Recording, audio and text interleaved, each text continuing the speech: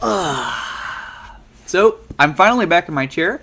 I just got back from the Anglican Church in North America's 2024 Provincial Assembly. I saw so much, I made so many connections, I had lots of great conversations while I was in Latrobe, and so now I'm going to talk about all my thoughts. And it wouldn't have been possible for me to go without some of my fans who supported me and helped me buy a ticket and pay for the expenses of going to Provincial Assembly. So thank you guys for supporting me and doing this. And just in general, this has been a time for me, I think, to really appreciate what I've been able to do with my channel and how I've been able to make an impact. Seeing people there who knew who I was because of this channel was like mind-blowing and so weird. You know, it feels like I live on the internet as this person, young Anglican, and then in real life that's not a real thing, and then suddenly it is a real thing.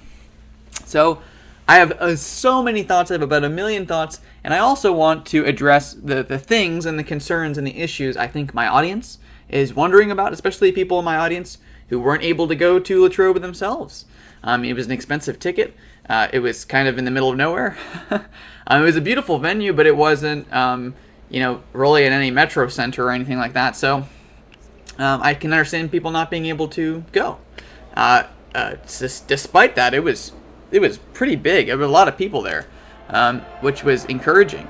You know, when we were meeting in the giant cathedral, or the basilica, I think it was technically called, that to have our services in, when it was the festival Eucharist, like the central Eucharist of the event, and everybody was in there, packed in there in this old cathedral without air conditioning, and it's just, I think it was hundreds and hundreds of people, I think almost 1,000 people or more in that service worshiping together, with like a full liturgy and everything. It was gorgeous. It was beautiful. It was glorious. You know, I felt like when I got up and went into the, to receive communion, and everybody's singing, there's the choral chanting, and it really felt like this is what it's going to be like to be in heaven, receiving before the throne of God. So it was just a beautiful, wonderful experience in that department. I think what most people are really wondering about, and I could feel this while we were there, is 15 years of the ACNA. Yeah, it's a long time, but we're setting ourselves up for, hopefully, way more time than that. So, you know, it's going to start. What we do now is setting a foundation and setting a bedrock for generations. And so how are we setting that bedrock? How are we setting that foundation? So first off, let's talk about my first impressions. The first things that I noticed when being there were how many people were there. It was a big assembly, and it was had people from all over the world.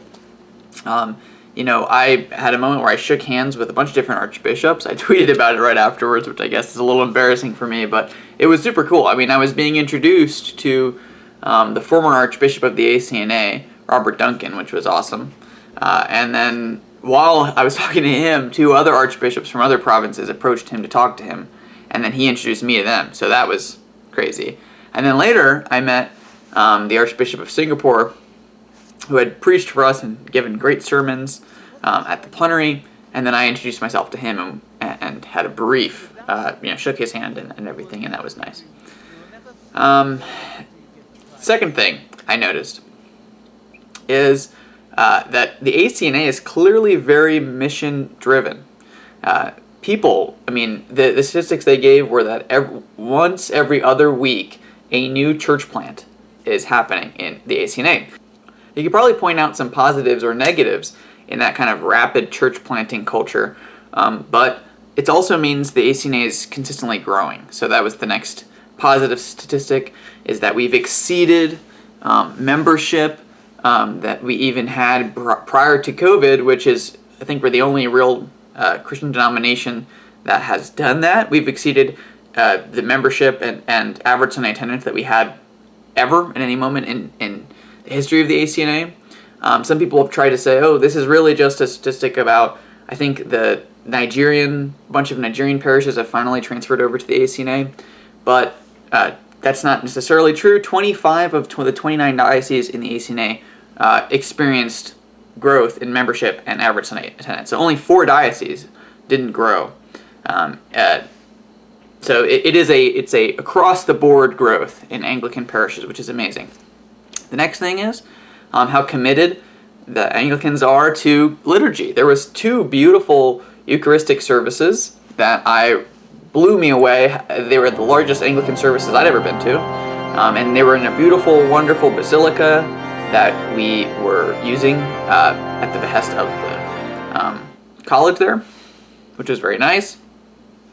And that showed off, I guess, a little bit of the positive relationship that the ACNA has with other denominations. One thing we'll definitely talk about in the breadth of this video, is ecumenical relations. There were also 2 archbishops, or 2 bishops, I think, maybe one of them is an archbishop, from the Eastern Orthodox Church in America. There was a OCA bishop there, at least that I got to meet. I had actually already met him, funnily enough, because he had visited our local Orthodox parish here where I live, so it was interesting. And I saw him there because he was doing a talk, and so I went.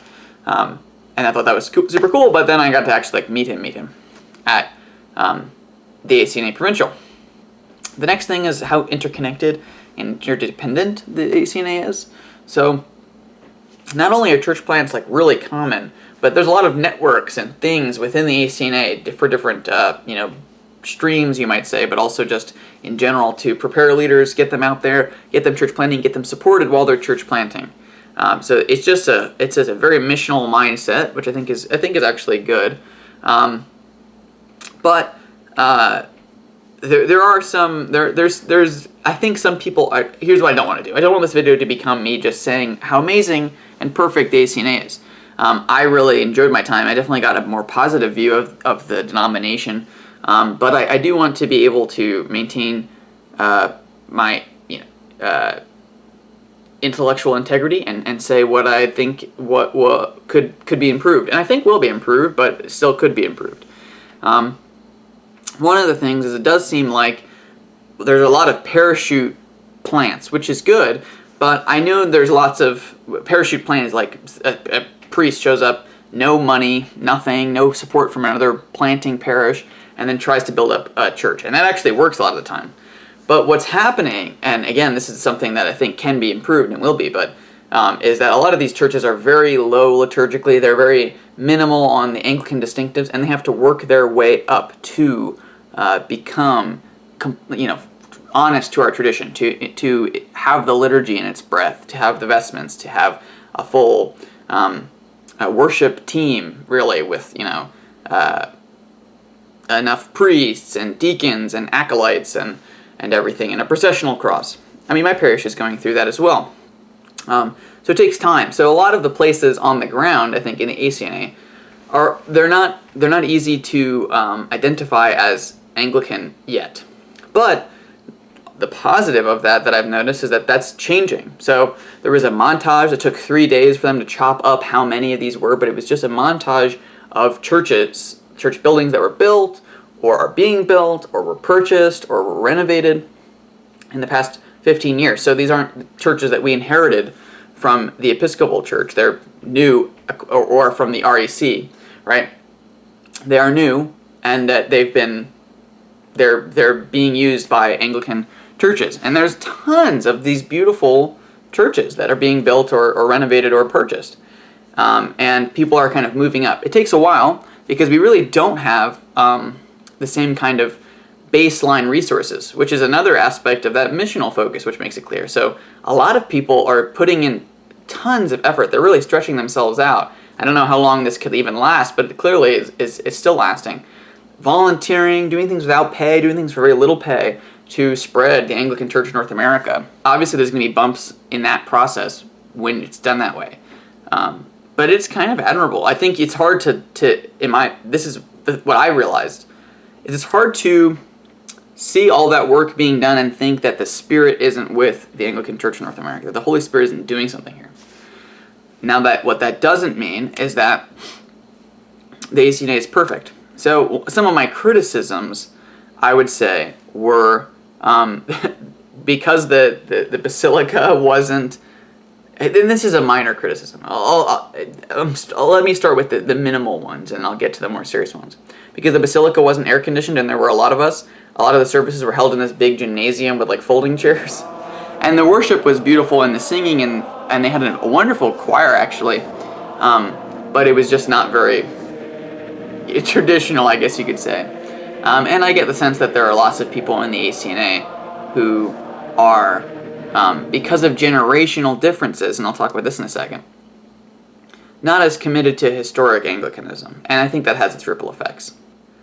So the next thing that was surprising to me was seeing how, the kind of, I imagine this is a very regional difference, but factually, it doesn't really seem like women's ordination as an issue is growing, and not only is it not growing, but it doesn't seem very present.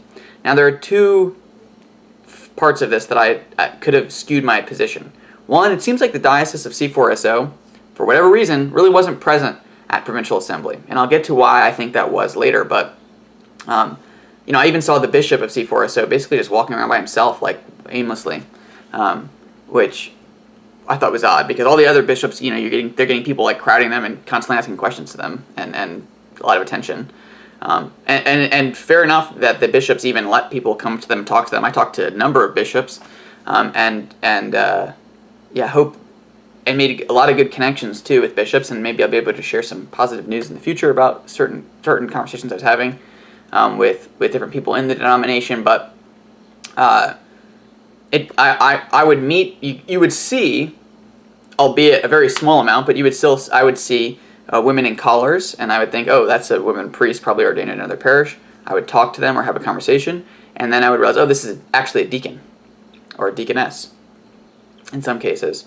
I personally, and this was not an intentional, I hope that it wasn't just because people didn't feel comfortable coming up to me. I don't know if maybe there were some women presbyters who've seen my channel and they don't like my content against women's ordination. But I didn't talk to a single person. I didn't meet a single person at the Provincial who was an ordained presbyter woman. So that was interesting. I definitely get the sense that people online seem to feel like this issue is huge, and I think especially in light of the election of the Archbishop, it seems like it's a bigger issue than it is. Because the next thing I realized is I would talk to lots of people in dioceses that do ordain women. Mine does not, so I don't have much experience with this. And I realized something, which is that in every diocese that does not ordain women, I don't really think that there's, especially in the very conservative dioceses like Fort Worth or San Joaquin or the REC or any of those, there's not really anyone who wants to ordain presbyters, female priests. But in the dioceses that allow for it, there's division on the issue. So in reality, it's actually a very small fraction of the denomination that feels this way. In addition, I was interested to see the kind of nuanced position. So I think a lot of people were concerned about the fact that His Grace the Archbishop Steve Wood allows for the ordination of presbyters, but even in his diocese, because he feels biblically required to maintain male headship, which he affirms as a concept, all of the rectors of parishes have to be male. And the reasoning is that male headship is biblical, which I think is interesting. I don't know very many people outside of the ACNA who will allow for the ordination of women who would even make those kinds of narrow qualifications. If I'm not mistaken, I think that position comes from John Stott, who's been influential for obvious reasons in the Anglican world. So there's those kinds of divisions that exist. And even within the Diocese of the Carolinas, Facts, the YouTube channel that talks about these issues, he's against women's ordination, period. And he's supported by his bishop, from what I understand. So there really isn't this, I don't see a realistic future where it swings against the, in favor of the ordination of women from the top down. That just really appeared obviously to me that was not likely. And that's from just living in the real embodied Anglican Church, from having those conversations. I met people that I would have thought were in favor of women's ordination, again, based off their diocesanal obligations and all those kinds of things, and they specifically told me that they were against it, and that they were convictionally against it, which I thought was really interesting. I also noticed generational trends and divides, and for what this is worth, this is all anecdotal. I don't have any data to support this, but it did seem to me like there's kind of, I actually made a meme about similar attitudes a long time ago, but it does seem to me like boomers or older Gen Xers tend to be more in the charismatic strain or evangelical strain on the whole. Of course, there are definitely exceptions, especially in Fort Worth or in in FIFNA, which is Forward in Faith North America. Obviously, there are lots of older fellas in that camp who are Anglo-Catholic, and they came into the ACNA. REC is similar that way. But there is a good big chunk, I would say, of the influence of people who were charismatic Episcopalians who came out of the Episcopal Church, who tended to be more conservative. But if you know the charismatic tradition well, there tended not to be as much of a focus on even very conservative charismatics were still okay with the ordination of women because they had they don't really distinguish the office of the presbyter very much. They don't really see holy orders as an issue. And so I think that probably kind of opened up a little bit of the room for that to be the consensus when the denomination was formed. And then I've noticed that, Gen X, younger Gen X, but even older millennials that are in this kind of reformed camp tend to be against women's ordination. Just from anecdotally. And they're very reformed. And that generation has a disproportionate, I would say, number of kind of reformed folks. Maybe evangelical would be a way of describing them. But I think they're just classic Reformed Anglicans. Tend to be low church, tend to be suspicious of Anglo-Catholicism. Okay? Then the bottom tier, the one that I would find myself in, and there's a large wave of people in this bottom tier, so older Gen Z, younger millennials, and even just Gen Z period actually, they tend to be very high church. They tend to be former evangelicals, but they're former evangelicals who came into the ACNA in the past couple of years after it was formed. So they're like the second generation, if you will, of Anglicans. And they tend to be very high church, and many are Anglo-Catholic. I noticed that pretty consistently, actually, with just the people that I met. And there's a bigger proportion of them that lean that way. And on top of that, they hold to the traditional view on holy orders, and they don't believe women can be ordained because they have that strong Anglo-Catholic understanding of holy orders and apostolic succession. That is all, again, my anecdotal experience. But I'd be interested to see if anyone else agrees or has noticed the similar trend. But that was something I noticed while I was there. Okay. Moving past the impressions, I have a couple topics I want to hit on. So what are my thoughts on the Archbishop? I haven't been able to talk about the Archbishop on my YouTube in a while. When he was elected, I did some tweeting, but I think a lot of the comments that I made were premature, even though I knew they were going to seem premature. And I have a lot of thoughts on the Archbishop. Okay. So people, I think, on my end of the Anglican wing, which tends to be more conservative, were concerned that he comes from a diocese that ordains women. And I think especially they were concerned because this seems like either the College of Bishops was ignoring the Augustine appeal and the letter from the Diocese of Fort Worth, or they were explicitly rejecting it. And that's how I felt when I saw that. That they were saying, no, we're not going to have any possibility of reform from here on out. And I heard some stuff about the Archbishop-elect at the time being more semi-woke or whatever, or being friends with more woke bishops.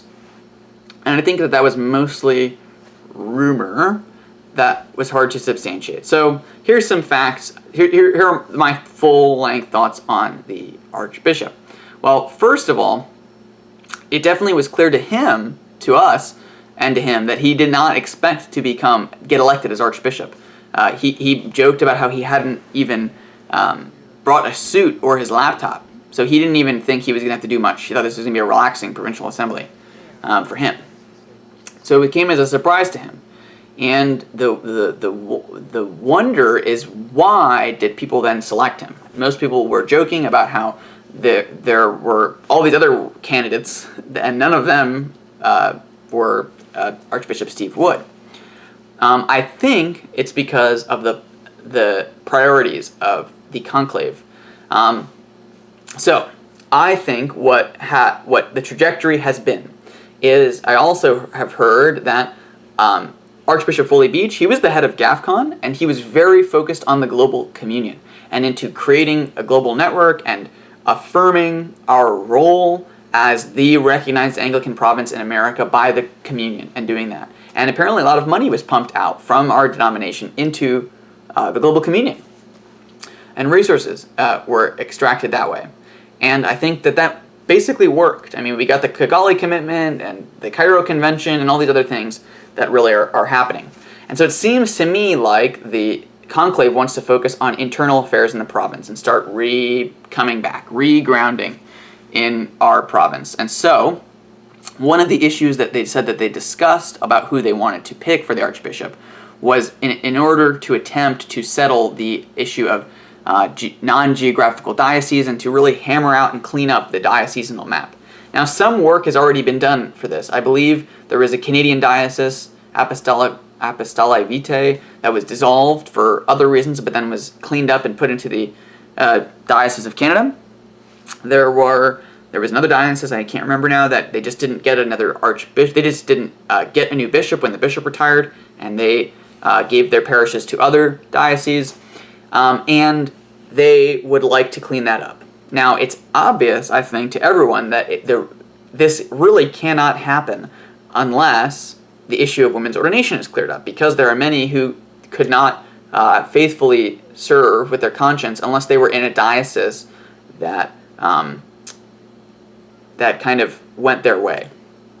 There are many, especially I would say on the conservative side, who wouldn't want to be in a diocese or have a bishop who allows for the ordination of women, because it would call into question the validity of their ordinations or their conscience, or would they have to serve a Eucharist beside a woman when they think that's not biblical. And so they wouldn't want to abrogate their conscience. So, what I think would be really bad would be every diocese in America is geographic, but there's two dioceses that overlap everywhere where one ordains women and one doesn't ordain women. At that point, we would just be two separate denominations. So this gets into my little pet theory, and at first I gave this as a little bit of a joke, but the more I consider it and the more I bring up about it and the more I think about it, the more realistic that seems to me. The interesting news that's come out that everyone has been interested in is the fact that it does seem like the dicastery of the doctrine of faith for the Roman Catholic Church is meeting with Anglicans and is proposing to allow Orthodox Anglicans in the Anglican communion to take communion, basically, in Roman parishes. And I'd heard rumblings about this through friends I have in real life, but I thought at that point it was just rumors, and now it seems like some of this stuff is becoming publicized. And I was surprised that it even got to the point of publicization. If you had asked me a week ago when I heard about it, I would have said I don't really think that's going to happen, but it clearly is, which is interesting. It does seem like, however, that the condition put on Orthodox Anglicans from Rome is that they don't ordain women. And then I started, the wheels started churning in my head. And you can say this is just me theorizing, which is exactly what it is. But it seems to me like prior to the conclave, when the talks were actually happening between, I believe it was Bishop Eric Menis, who is the head of the Diocese of San Joaquin, was talking with the dicastery of the faith of the Roman Catholic Church. He does not ordain women. And they would have known in conclave that this was one of the conditions. And if there was going to be an attempt in some way to set up or create a pathway, at least for dioceses who did want to participate in this kind of a thing, to transition away from the ordination of women, that it would probably have to be a middleman archbishop who oversaw that, so that everyone thought that this was equivalent. Imagine if they were going to do this transition knowingly, with the consent of many of the bishops, and it was a staunch conservative. I imagine that a lot of the people who felt like women leaders were not being respected would have more problems than they would if it was overseen by someone who was historically seen as not against them. But I also imagine they didn't want somebody who would back out of the issue, or whose conscience would be abrogated, or who would come off to seem like a liar, I guess, right? Or someone who contradicts himself by previously supporting women's ordination and now overseeing its eradication or its diminishment, or at least providing a path to transition away from it, which I think is more likely. So, if you take that into account, the only bishop on the list who would have been capable of doing this was actually Archbishop Steve Wood. There's no other middle way diocese in the entire denomination. They're the only diocese which does this whole thing with having no male rectors, but still allowing women presbyters, all these kinds of things. So, if you were going to transition the ACNA in that way, it would probably look like starting with making sure every parish has a male rector. It would start to look like pulling back. The next feasible problem, people who want to get rid of women's ordination have to think about these things, because feasibly, how would all of the parishes, we don't have a clergy shortage necessarily, but we're constantly growing, so there's not like there's all these clergy waiting on the wings to male clergy to be pointed to all these parishes that have women presbyters doing things that make it necessary to function in these roles. So there would have to be a transitionary period. It wouldn't just snap your fingers and everything changes. I've seen different proposals from, again, I think it's Stephen Boyce from Facts talked about how to compensate female clergy who are being, it's complicated to talk about, but basically how would we compensate them and be kind and acknowledge there is still female leadership in lots of different ways, just not in the presbyteral function and not in the presbyteral role. Really, they basically already stated a desire to move towards geographic dioceses, and obviously addressing women's ordination would be important to that. And in tandem with this conversation with Rome about communion, full communion without issue, like there wouldn't be any other doctrinal changes from Anglican that would be required. That if that was true, then there should at least be a pathway towards that for the Anglican Church in North America. All right, those are some of my thoughts on the Archbishop. The last things that I want to talk about are the future of Anglicanism in the Anglican Church in North America. I would say that I think if I was being 100% honest, I don't think that the denomination is perfect, but I do think it's improving in many ways consistently, and I don't expect that to stop. Now, does that mean that these problems are going to be solved during Archbishop Steve Wood's archiepiscopate? I don't think that they all will be solved in that time, but I do think that they will make progress. Think about, for instance, how the landscape of Anglicanism in America is slowly changing. So the Episcopal Church is getting smaller and getting less influential. The seminary in Ambridge, which is now called Trinity Anglican Seminary, used to be called Trinity School for Ministry, right? Used to be an Episcopal seminary, and then it slowly became Anglican because all of the people who were involved there switched over to the ACNA, and now it officially is Anglican rather than Episcopalian. Nashotah House is appointing more and more people who are conservative in a lot of ways. I think of Gerald McDermott. I think of Hans Boersma. I think of a lot of these more influential folks. I know lots of young Anglo-Catholic conservatives who went there. I know Forward in Faith North America sponsors a lot of people to get educated at Nashotah House as seminarians. So there's definitely going to be a shift in the seminaries. The third Anglican seminary is the Reformed Episcopal Seminary. The rest of the seminaries that we accept their seminary educations from are not explicitly Anglican, but those are all explicitly Anglican. The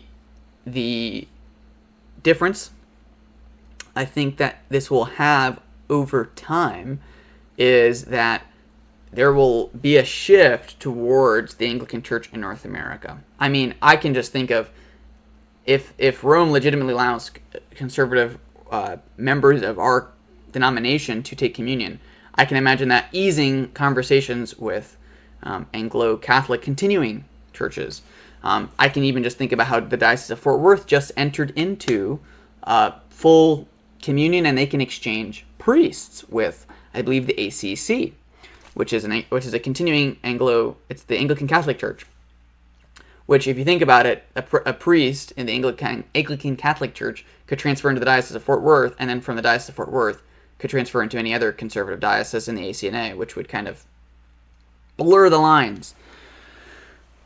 In addition to this, if you just do some math, hopefully I'll have done the math and it'll be on screen for you, the Anglican world is now, in America, majority conservative on the issue of women's ordination, which I think is a good litmus test. And that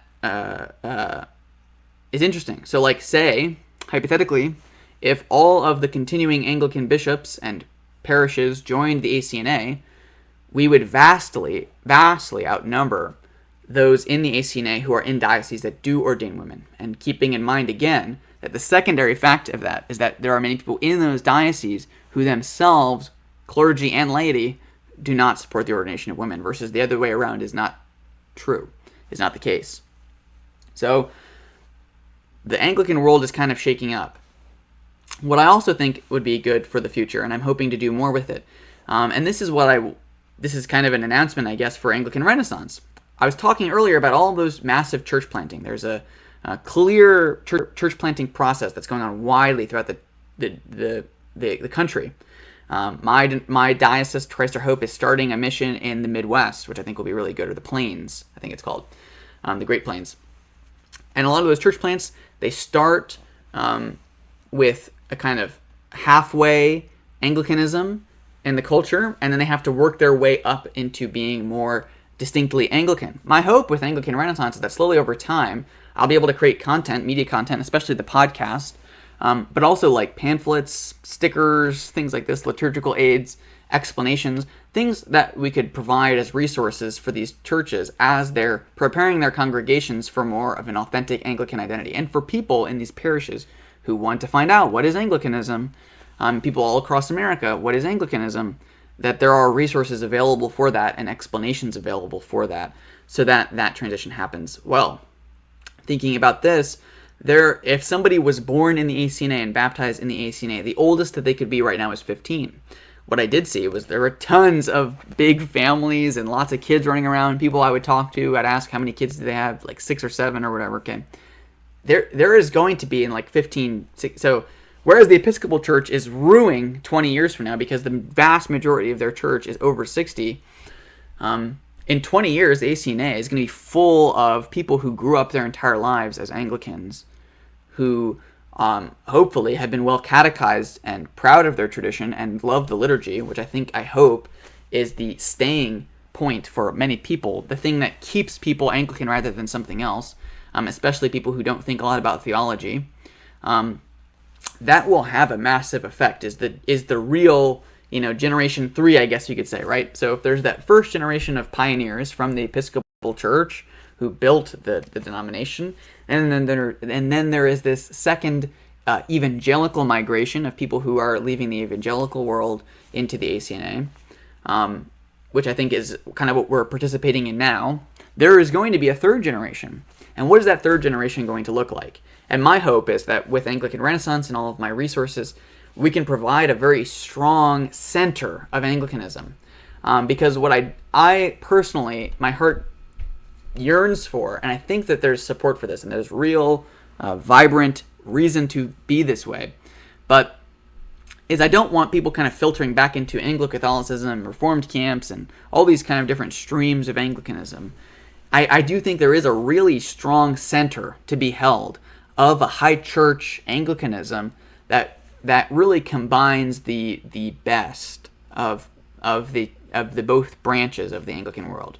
What I see when I look at Anglican history is that there was a kind of consensus Anglicanism after the codification of 1662. After the English Civil War, there was a real establishment Anglicanism that eventually got stale. So what happened was that kind of high church,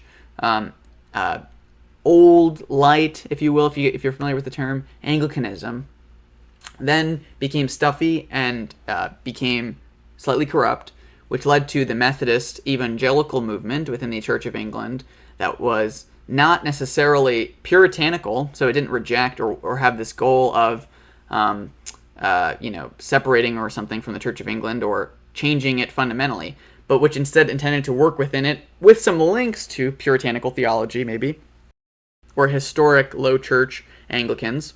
It started with basically the Wesleys and Whitfield and those guys, which became ascendant in the Church of England for a while. And then you get guys like Wilberforce, William Wilberforce, who is very influential, also an evangelical Anglican. And you kind of get this more evangelical Anglican establishment. This is from my limited knowledge. Someone probably will correct me on the details, whatever. That's fine. And then eventually you get the non-juring schism in the English church, where lots of the kind of high church Anglicans are forced out of the denomination with the ascension of, I believe, William and Mary, when they don't want to swear allegiance to him. And then you get a dearth, the church quickly is more leaning towards the low church Anglican expression, which eventually gets corrected a generation later by the Tractarians. But the Tractarians, many of them, overcorrected as well, in my opinion, towards being very Roman Catholic light. And this gets, the first generation of Tractarians really aren't like this, especially the one, when people like Manning and Newman do end up just leaving Anglicanism, when they can be honest that kind of similarity to Roman Catholicism is really not at home in Anglicanism. But then you get this, I would say, a very strong, good, I would affirm, Puseyite Tractarianism, which is really good. But you do end up getting overcorrections. I believe people like Dom Gregory Dix was basically Roman Catholic and hoping for reunion with Rome by changing Anglicanism to look more like Rome. And so then those two camps then overcorrect at each other and overcorrect and keep drifting apart. And I think it made, in my opinion, those Orthodox Anglicans weaker in the face of liberalism. Now, that's kind of not true. I mean, in the Church of England, actually, funnily enough, they lasted a lot longer on the different issues like women's ordination and same-sex marriage than the Episcopal Church first did. But eventually that stuff came, and I think it created a chasm for modernism. And so what I hope will happen is a refocusing. What's actually important? How can we work together despite these possible differences? Where are we arguing about things that actually are not arguments, but they're linguistic differences? I think, for instance, St. Richard Hooker is very good at being able to point out in his own time where people are using the same words to talk about different things. He does this very well in his Learned Discourse and Justification, where he, I think, does a lot of good clarifying work. E.B. Pusey was very good at this. The best Anglican theologians have been very good at saying, actually, we don't disagree here. We agree, we're using different words, and that's fine. And overcoming those, I think, is something that I hope we can do well in the future. And I do see that attitude really is prominent in the Anglican Church North America. There are downsides to this, and I don't want to diminish those people who complain about this attitude in the ACNA, but really, people are willing to put aside differences, although they may be serious differences, Lord knows if anyone watches my channel, I have strong opinions about the elephants in the room in the ACNA, but the idea is we actually have a much bigger thing to tackle, which is evangelism, mission, and Anglicanism in general, bringing the lost heritage of America back to America, really. And so I do think, that is realistic. And really what that would mean is further recognition, further establishment. It's not going to be easy. We are growing now, but many of the conservative churches in America are not growing that fast. There's slight shrink in denominations like the LCMS and the SBC that will require different attitudes to combat. From what I understand, actually, church plants, as much as people kind of lament the fact that the ACNA is dominated by church plants, they're moving in a higher direction. They're becoming more authentic. Many of those church plants have become full parishes with everything, and paid off buildings and whatnot, right? But even though they lament that, actually church planting is a pretty consistent way to increase church attendance and to strive and to survive as an organization. So those older denominations which don't have a lot of church planting do suffer because of it, and there are statistics to back it up. However we may feel about certain church planting ethoses, but church planting is good. Mission is good. Evangelism is good. We're Christians, right? We want to evangelize people and evangelize the culture and evangelize. Period. That is the point. So whether or not there's 4D chess going on, whether or not there's real growth happening in substantial ways, whether or not the denomination is getting more orthodox, I think it's going in the right direction, and I think it's growing, and it's healthy, and it's vibrant, and it's lively, and it's prayerful, and it's spirit-led. I think that was really the impression that I had leaving Provincial. So, if that was helpful, thank you for watching. I hope that you enjoyed discussing these with me. If you want to know more about my time in Latrobe, my hope is I'll be able to do a live stream Q&A sometime soon. I'm going to be just passing 4,000 subs. I didn't plan on having a 4,000 subscriber Q&A, but I'll probably just have a Q&A about Latrobe and just a general Q&A. So if you have a question about my experience or my thoughts, leave it in the comments here, and with a little Q, semicolon, and then your question, and I'll try to answer that question in that live stream, and I'll also accept super chats and all that kind of stuff. All right, thank you so much for watching. If you like the video, like the video. If you want to see more of my content, if this is the first time you're here, maybe you were interested in what happened at Provincial, be sure to subscribe, hit the little bell button, and get the little ringing bell, and you'll get notified every time I upload a new video.